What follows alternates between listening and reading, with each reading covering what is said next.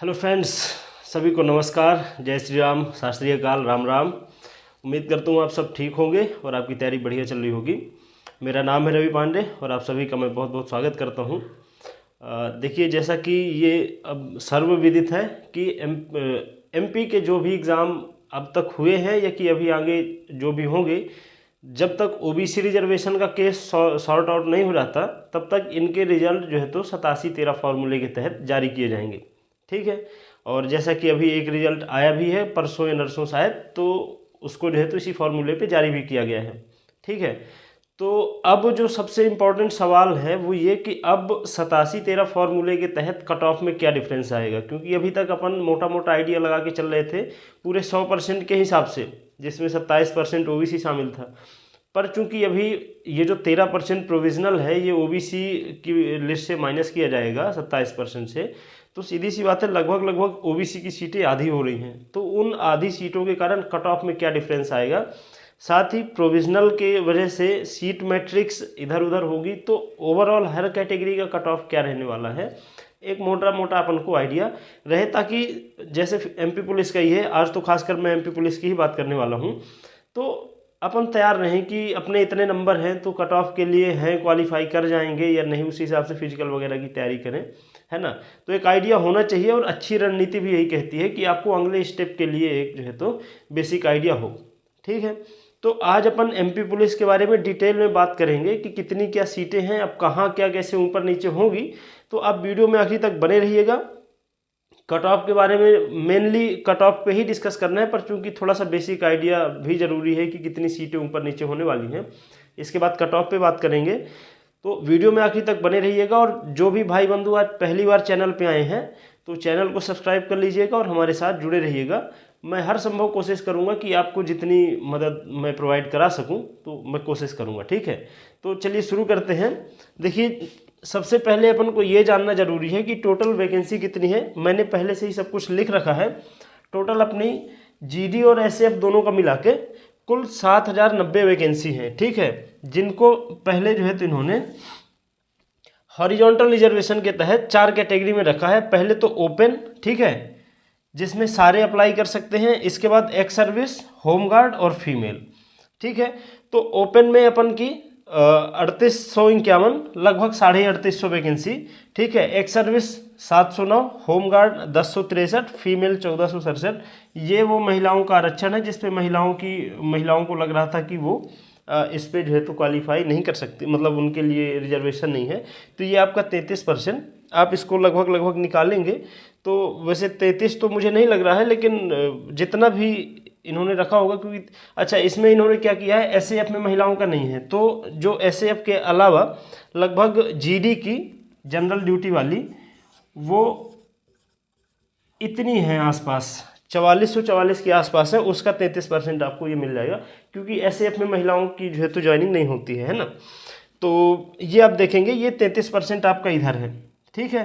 तो आपका जो भी कट ऑफ बनेगा वो इसके 33% पे, ये आप जो है तो एसएएफ से बाहर हो इसलिए आपकी जो है तो सीटें, इसका 33% नहीं है, आप ये पहले समझ के चलिएगा। अपन इन तीनों पे जनरली कोई मुद्दा है ही नहीं, क्योंकि ये हॉरिजॉन्टल रिजर्वेशन के तहत है, और जो अपना केस ओबीसी का चल रहा है ये आ रहा है वर्टिकल रिजर्वेशन में। ठीक है। तो फीमेल आपका जितना आपने, जैसा कि मैंने भी वीडियो एक बनाया हुआ है, आप देख सकती हैं, मैंने जितना आपको बताया है लगभग उसी के आसपास आपका कट ऑफ रहेगा। कोई मेजर डिफरेंस या चेंजेस नहीं आने वाले, क्योंकि आपकी सीट है ही नहीं, आपकी सीट जो है तो उस विवाद से बाहर है, तो आपको कोई दिक्कत लेने की जरूरत नहीं है। एक्स सर्विस और होमगार्ड भी इतना इंपॉर्टेंट नहीं है, क्योंकि इनके कट ऑफ पे क्या बात करना, लगभग 50% नंबर में सिलेक्शन हो जाता है। मेन जो मुद्दा है वो ये है। ठीक है। अब देखिए, जैसा कि पता है ये दोनों मेन जो प्रॉब्लम है इन दोनों के बीच में है कि 27% यूआर है और 27% ओबीसी। तो आप देख भी सकते हैं दोनों की सीटें 1040 थी। ठीक है।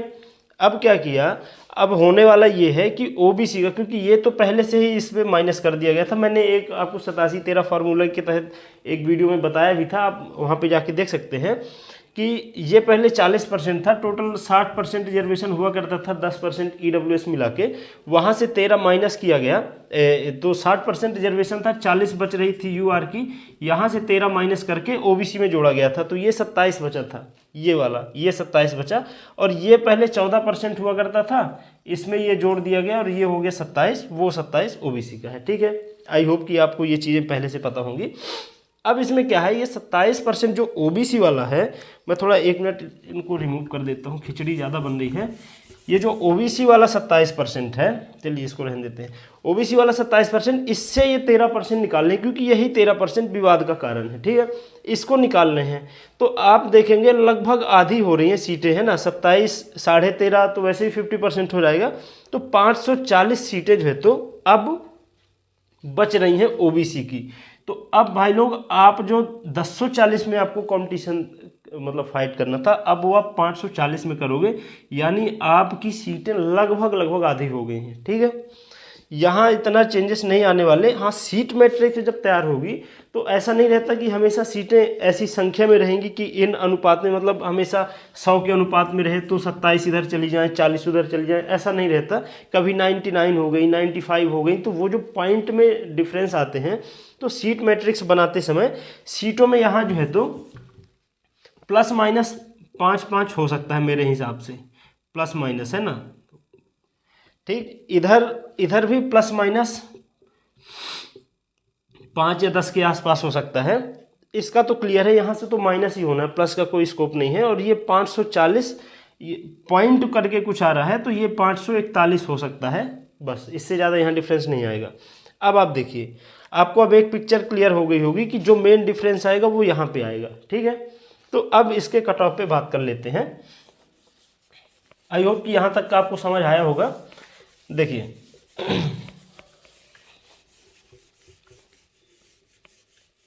आपको एक चीज़ और पता होगी कि जो PV के एग्ज़ाम है, ESB के एग्ज़ाम है, इनमें लगभग हर शिफ्ट में एवरेज 2 से 3 क्वेश्चन कुछ ना कुछ फॉर्मेट के तहत जो है तो गलत होते हैं, या तो आंसर सही आंसर अवेलेबल नहीं होते, या एक से ज़्यादा आंसर सही होते हैं, या तो हिंदी और इंग्लिश दोनों लैंग्वेज में क्वेश्चन अलग अलग होते हैं। कुल मिला के 2 से 3 क्वेश्चन ऐसे होते हैं जो जनरली जिन पे ऑथेंटिक ऑब्जेक्शन लगता है, तो इनके बोनस भी आपको मिलेंगे। तो आप इसको भी ध्यान में रख के चलिएगा कि ये जो है तो फायदा मिलता है ना।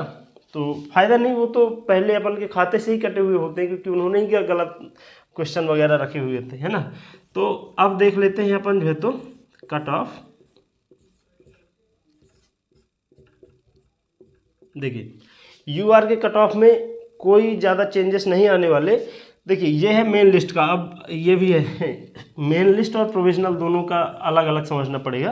प्रोविजनल इन दोनों की बनेगी, इनकी नहीं बनेगी, क्योंकि इनमें विवाद है नहीं। UR का मेरे हिसाब से मैं बता रहा हूँ 68, जनरली मतलब है 70 के आसपास, लेकिन मैंने पहले ये कर रखा है कि इसके बहुत ज़्यादा चांसेस होते हैं। लगभग सबके प्रोपोर्शनेट मार्क्स बढ़ते हैं, नॉर्मलाइजेशन के बाद घट जाए वो अलग मैटर है, लेकिन पहले बढ़ेंगे ही बढ़ेंगे। तो ये 68 अपने आप में 70 है, तो जिसके भी 68 या 68 प्लस हैं, फिजिकल की तैयारी आप करते रहिएगा। ठीक है, रिस्क नहीं लेना है। अगर मान लीजिए एक आध नंबर से आप रह भी गए तो कुछ नुकसान नहीं है, लेकिन अगर आपका नाम आ गया फिजिकल में और आपने तैयारी नहीं की, वहाँ पे ज़्यादा दुख होता है। तो 68 प्लस वाले मेन लिस्ट में, ठीक है, UR आप फिजिकल की तैयारी करते रहिएगा। मतलब 68 प्लस वाले जनरली मुझे लगता है मेन लिस्ट में बहुत आराम से नाम आ जाएगा। ठीक है, OBC यहाँ थोड़ा सा लफड़ा होने वाला है। OBC आप जो है तो 65 प्लस है, तो आप जो है तो करते रहिए 65, इसको 66 भी आप कर लीजिए, मतलब वही 65 66 इसके आसपास, 65-66 के आसपास है। तो आप फिजिकल की तैयारी करिए और आपको संभवतः जो है तो मेन लिस्ट में आपका नाम देखने को मिल जाएगा। SC कैटेगरी और जैसे ST का मैं बोलूँ तो लगभग 60 से 62 भी शायद मैंने ज़्यादा बोल दिया, 60 के आसपास है आपके, 60 या 60 से प्लस, क्योंकि ये 62 वैसे भी हो जाने हैं यहाँ। ये आप पॉइंट हमेशा ध्यान में रखिएगा। ठीक है, तो 60 से प्लस है अगर आपके, तो आप फिजिकल की तैयारी में लगे रहिएगा और पूरे ज़ोरों शोरों से लगे रहिएगा। और ST वाले अगर आप 57 या 58 के आसपास है, तो आप फिजिकल की तैयारी में लगे रहिएगा। ठीक है, क्योंकि इन तीनों के साथ एक प्लस पॉइंट ये है कि अगर इनके नंबर होंगे तो वो इधर घुसेंगे, ठीक है। तो इसलिए यहाँ का कट ऑफ थोड़ा कम भी जाता है, और आप जो है तो थोड़ी बहुत 19-20 अगर हैं तो आप तैयारी रखिएगा, क्योंकि अगर आपकी कैटेगरी के ज़्यादा, अब किसी के मान लीजिए ओबीसी वाला कोई अगर 69 है तो वो यहाँ चला जाएगा ना, आपको तो कहाँ तक रहना है, 66 से 68 के बीच वाले आएंगे आपके इधर, पॉइंट तो यही है। इससे प्लस हुए तो आप इधर घुसाओगे, समझ रहे हैं। ऐसे ही बाकी कैटेगरी में है तो कट ऑफ ऐसे डिसाइड किया जाता है। तो आई होप कि मेन लिस्ट वाले अगर इतने इतने आपके हैं, मैं आपको फीमेल का भी बता देता हूँ, मतलब जो भी महिलाएं देख रही हैं नहीं तो उनके कमेंट आएंगे। यहाँ पे एक मतलब दिमाग में ये चल रहा है कि हमको रिजर्वेशन नहीं मिल रहा है या कि ऐसा कुछ, तो आपका रिजर्वेशन वर्टिकल ना होके हॉरिजॉन्टल है, मतलब आपको अलग पूरी जितनी सीटें हैं उसका 33% आपको दे दिया गया, ठीक है। तो यहाँ आप नहीं फाइट कर पाओगे, आपकी जो मैंने अलग से बताई थी लगभग 1400 के आसपास, आप वहाँ फाइट करोगे। फिर भी अगर आप देखो कि कुल पोस्ट इतनी जीडी की, उसमें आपकी लगभग इतनी आपकी सीटें हो रही हैं, तो आप खुद देखो ना कि आपके पास लगभग 1/3 सीटें हैं। तो आप मतलब अगर आपके 60 प्लस हैं, ठीक है, तो फिजिकल की तैयारी आप करते रहिएगा जोरों शोरों से, ठीक है। क्योंकि महिलाएं फिजिकल में फेल भी बहुत ज़्यादा होती हैं, मैंने 2-3 लगभग 3 फिजिकल मैंने दिए हुए हैं, बहुत फेल होती हैं। तो इसलिए जो है तो यहाँ के जो फीमेल का जो फर्स्ट स्टेप का कट ऑफ है और जो फाइनल कट ऑफ आएगा वहाँ ज़्यादा डिफरेंस देखने को नहीं मिलता, क्योंकि वो फिजिकल में ज़्यादा फेल होती हैं, लड़के ज़्यादा पास होते हैं, इसलिए वेरिएशन देखने को मिलता है। तो फीमेल अगर आप 60 प्लस हैं तो आप जो है तो आप लोगों की तो मेन लिस्ट ही बनेगी, इन तीनों की मेन लिस्ट बनेगी, तो आपको प्रोविजनल से कोई मतलब नहीं है। आप जो है तो ये देख लीजिए कि इतने इतने नंबर हैं या इससे ऊपर है, तो आप फिजिकल की तैयारी करते रहिए, ठीक है। अब देखते हैं प्रोविजनल यूआर और ओबीसी का। देखिए ये तो है कि प्रोविजनल का कट ऑफ मेन लिस्ट के कट ऑफ से कम रहेगा, सीधी सी बात है, क्योंकि अगर इनके नंबर ज़्यादा बढ़ेंगे तो प्रोविजनल से उठ के और मेन लिस्ट में आ जाएंगे, है ना, मतलब समझ रहे हैं। आखिरी के बच्चे जो है तो जैसे मान लीजिए 100 सीटें थी, ठीक है, 100 में हमने टॉप के 87 उठा लिए, तो जो नीचे के 13 बचे वो आएंगे इधर। अगर मान लीजिए ये 100 में से, अब ये 13 में से कोई ऐसा होता जिसके नंबर जो है तो इनमें से किसी एक के ज़्यादा होते, इनसे ज़्यादा, तो ये उठ के यहाँ आ जाता, तो फिर जो 86वें नंबर, जो 87वें नंबर का बच्चा था वो इधर घुस जाता और ये ऊपर पहुँच जाता। थोड़ा सा टेक्निकल है, आई होप कि आप थोड़ा दिमाग लगाएंगे तो समझ जाएंगे, नहीं भी समझ आ रहा तो ज़्यादा दिमाग लगाने की ज़रूरत नहीं है, बस ये समझ लीजिए कि आपको अब जो नीचे के 13% बचेंगे वो प्रोविजनल में आएंगे, ठीक है। तो लगभग मैं आपको पीएससी का ट्रेंड बता रहा हूँ, यूआर और ओबीसी का मतलब प्रोविजनल के कट ऑफ में बहुत ज़्यादा अंतर नहीं रहता है, एक नंबर का अंतर रहता है, ठीक है। और मैंने अच्छा यहाँ एक कैटेगरी मिस कर दी है, ईडब्ल्यूएस मिस कर दिया मैंने, है ना। ईडब्ल्यूएस भी आप पहले देख लो, फिर वहाँ शुरू करते हैं। सॉरी, ईडब्ल्यूएस आप सीधे आपको यहाँ रिलेट करना था, हालांकि अभी तक करना था। हाँ, आपको जब 27% रिजर्वेशन था ओबीसी का, तो ईडब्ल्यूएस और ओबीसी लगभग बराबर रहते थे। अब इनका कट ऑफ बढ़ेगा, आपका कट ऑफ भाई साहब थोड़ा सा कम होगा, तो आप जो है तो इसको 4 कर लीजिए, ठीक है। आपका अब ओबीसी से कट ऑफ जो है तो कम रहेगा, क्योंकि इनको अब जो है तो माइनस कर दी गई सीटें, ठीक है। तो अब देखिए प्रोविजनल में रहेंगे 2 कैटेगरी, यूआर और ओबीसी, ठीक है। ओबीसी में केवल ओबीसी वाले रहेंगे, यूआर में सारे जा सकते हैं। मान लीजिए कुछ ऐसे हैं, जैसे अब ईडब्ल्यूएस वाला कोई है तो उसके नंबर आ रहे हैं कितने, 63, मैंने यहाँ कट ऑफ बताया 64, तो 63 अगर प्रोविजनल का कट ऑफ रहेगा यूआर का, तो ये बच्चा उठ के इधर घुस जाएगा, ठीक है। क्योंकि आपको ये पता हो कि यूआर सबके लिए ओपन है, कैटेगरी जिसकी जो है वो उन कैटेगरी तक के लिए सीमित है, लेकिन यूआर सबके लिए ओपन है, ठीक है। ये बहुत बेसिक चीज़ है, आई होप कि आपको पता होगा। आप यूआर का देख लीजिए, यूआर मुश्किल से मुझे ऐसा लग रहा है कि 64 के आसपास जो है तो यूआर का कट ऑफ रहेगा, क्योंकि 13%, ये अपन तो पहले भी देख चुके हैं, 13% जो है तो अगर अपन सारी सीटें देखेंगे तो लगभग वही अपन ने 500 देखी हुई है, तो 500 बच्चे बड़े आराम से इसमें शामिल हो सकते हैं। और वही ओबीसी का बनेगा तो ओबीसी वही 63 के आसपास रहेगा, बहुत ज़्यादा डिफरेंस नहीं होता प्रोविजनल में, ठीक है। तो ये आपका कट ऑफ रहने वाला है। एग्जैक्ट कट ऑफ किसी को भी नहीं पता, मुझे भी नहीं पता, किसी को भी नहीं पता है, जिसे इंसान जो इंसान रूप में है उसे किसी को भी नहीं पता, ठीक है। हो सकता है कुछ गोपनीय तौर पे व्यापम के कुछ अधिकारियों को पता हो, या तो भगवान को पता है, बाकी किसी को भी नहीं पता। कोई कुछ भी दावा करे, सब अपना अपना अनुमान लगा रहे हैं। मेरा भी ये अनुमान है, लेकिन अनुमान ऐसा है कि इसी के आसपास इर्द गिर्द रहने वाला है, ठीक है। तो आई होप कि आपको समझ आया होगा। चैनल को सब्सक्राइब कर लीजिएगा, ठीक है, जुड़े रहिए और ऐसे ही कुछ इन्फॉर्मेशन वाले वीडियो में। अभी मैं बहुत जल्द आपको नॉर्मलाइजेशन में कितने नंबर ऊपर नीचे होते, जैसे मेरे पास कई ऐसे एग्जाम्पल हैं। पटवारी में मेरे पास एक ऐसा एग्जाम्पल है, 15 नंबर बढ़े थे, ठीक है।